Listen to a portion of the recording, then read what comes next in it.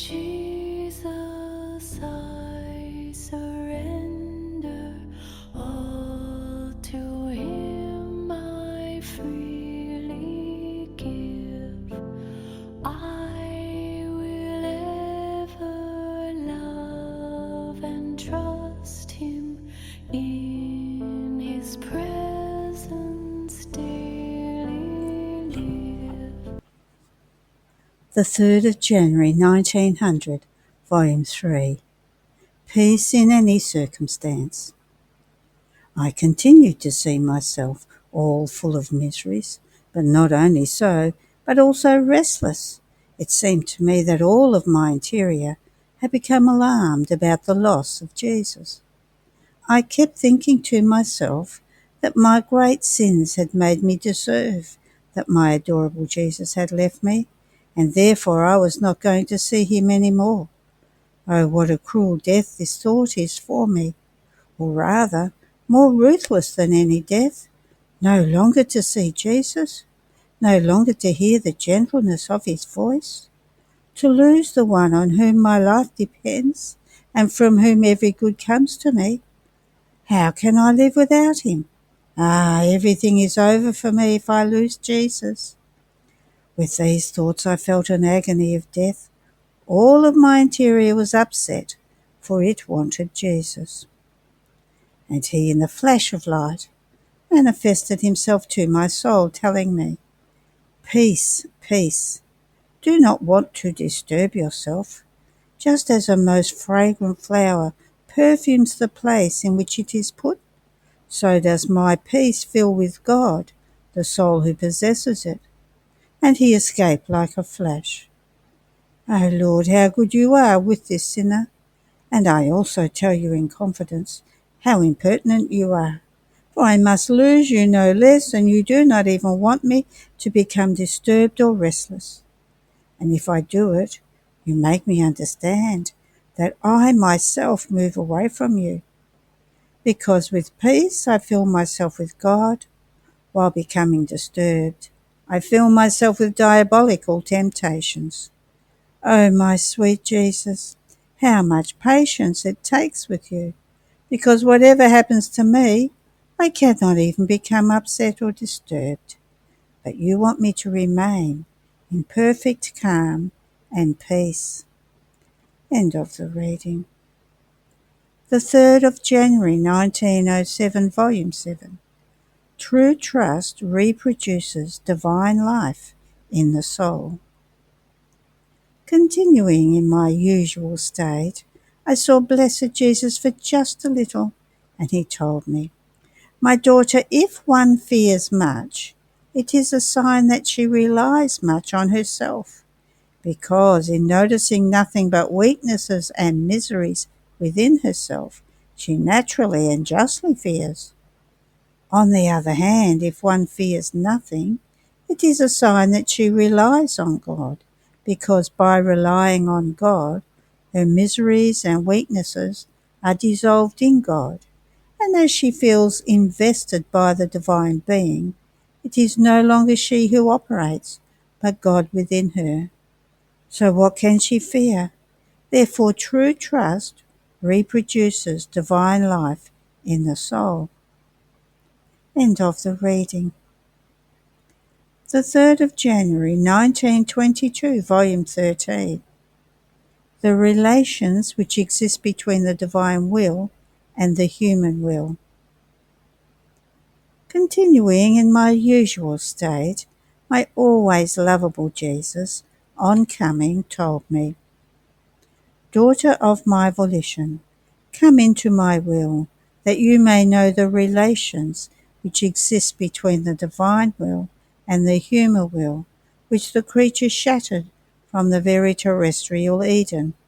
But the soul who knows no other life but the life of my will, rebuilds my will, binds it once again, giving back to it all the relations which the creature had broken, relations of creation and of principle of existence. These were the bonds of union between creator and creature, relations of likeness, sanctity, science, power. Everything I contain I placed in relation with man, relations in order of all created things, and to him I gave primacy over everything.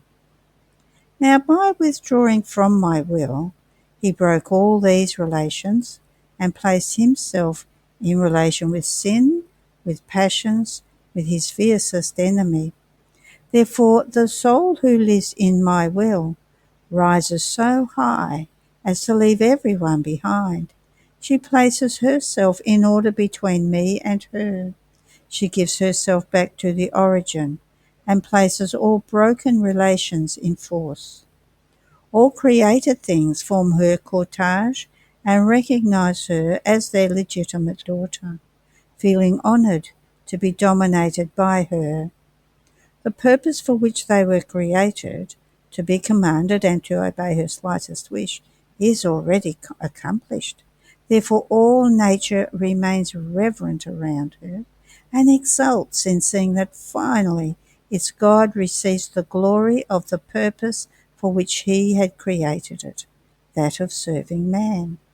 And so fire, light, water, cold will let themselves be commanded and will faithfully obey. And just as my love immediately prepared the remedy in order to save man, by descending from heaven and becoming man, so this soul who lives in my will, by giving herself back to the beginning, to her eternal origin from which she came, even before my humanity was formed, already kissed and adored my blood and my wounds, honoured my steps and my works, and formed a worthy cortege to my humanity. O soul who lives in my will, you alone are the purpose of the glory of creation, the decorum and the honour of my works, and the fulfilment of my redemption. In you I centralize everything.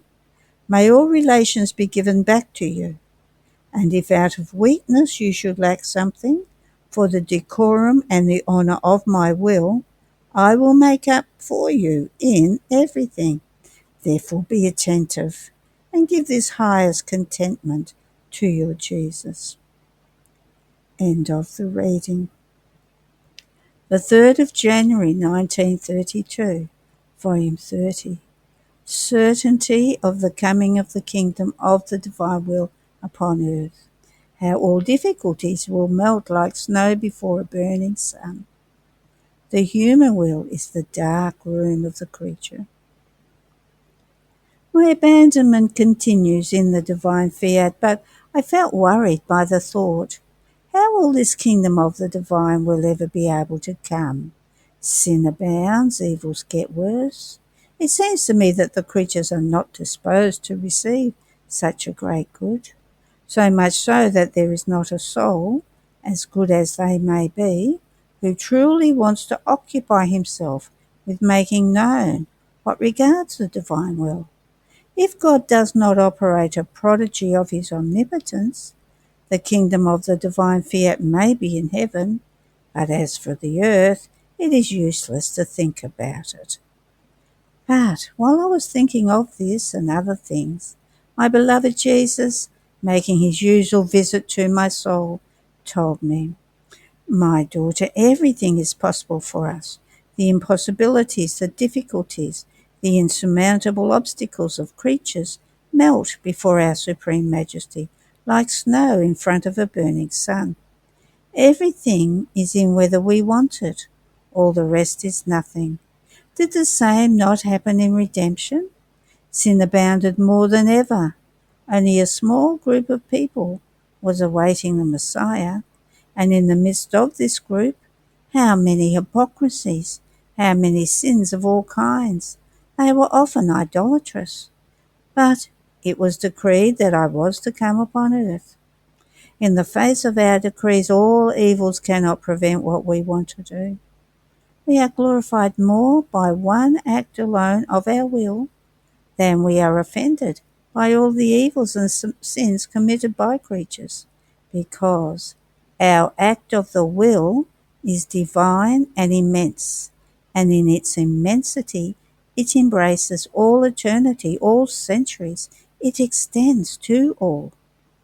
Therefore, it is not of our infinite wisdom not to give life to even just one act of our will because of the evils of creatures.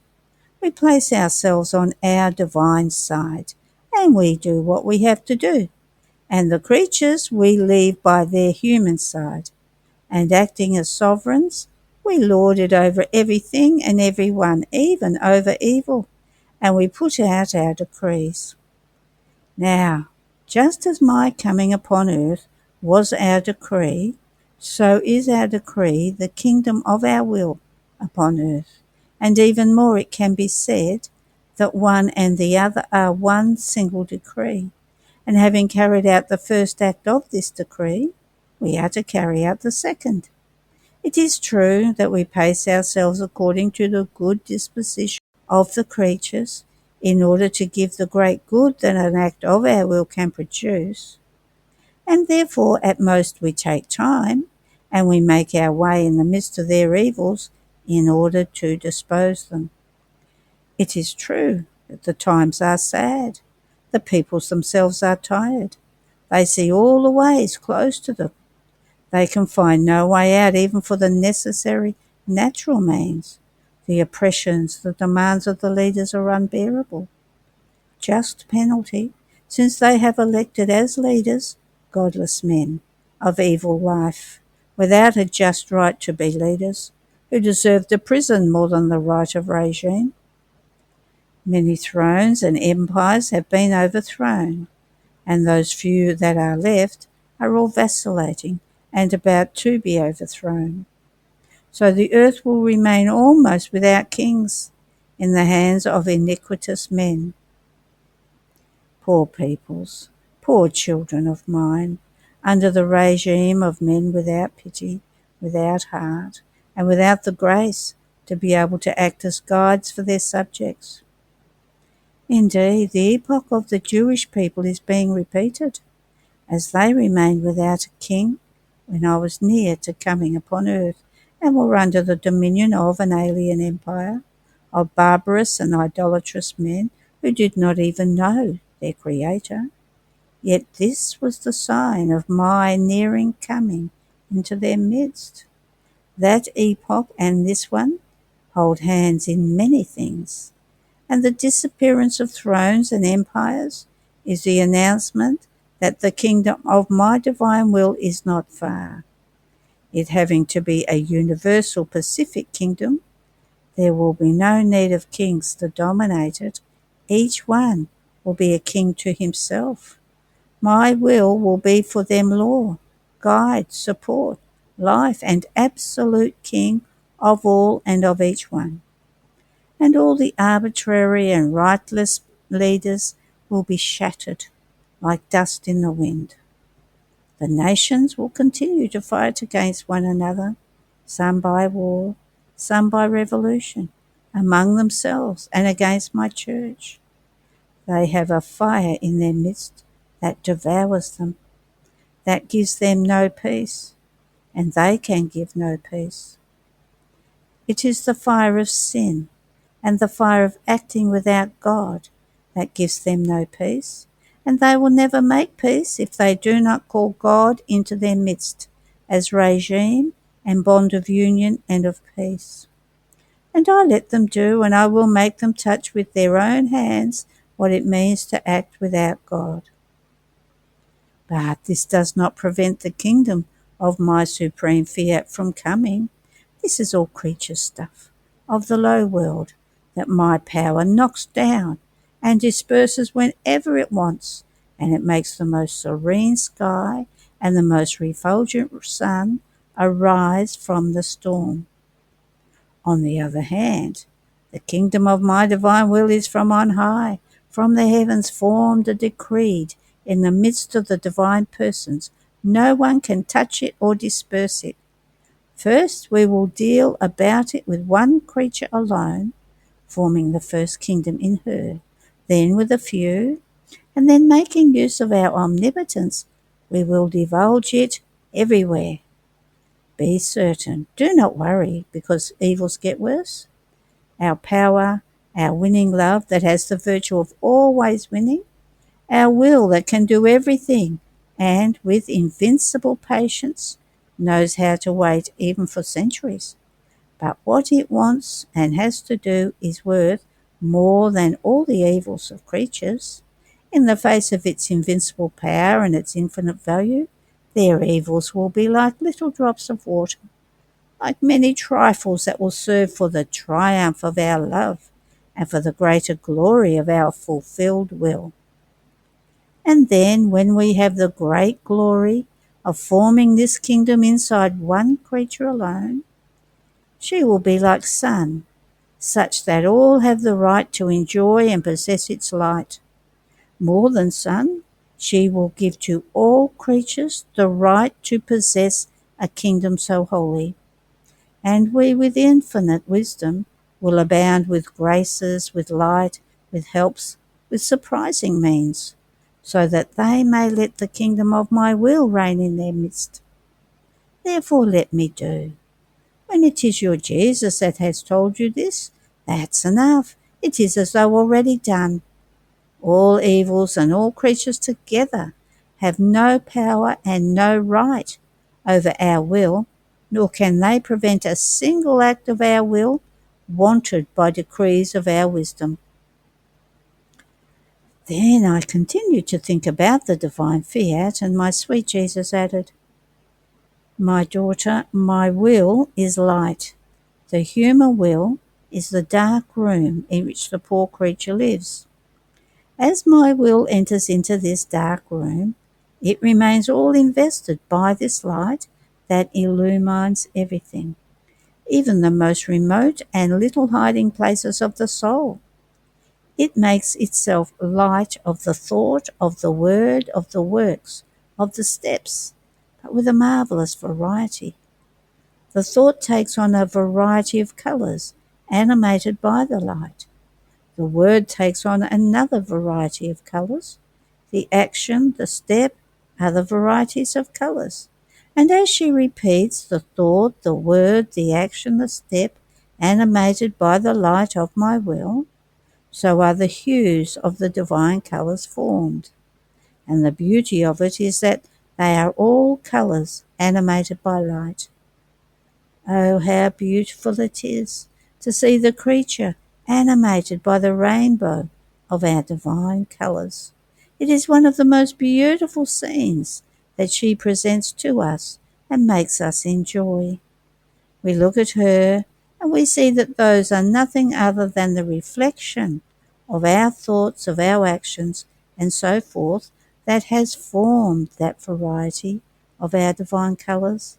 And our will makes display of light in the acts of the creature, who with her sweet enchantment enraptures us and makes us the spectators of our acts. And oh, how we await with all love the repetition of these scenes, so beautiful and delightful. End of the reading. There are no more readings today. Have a blessed day.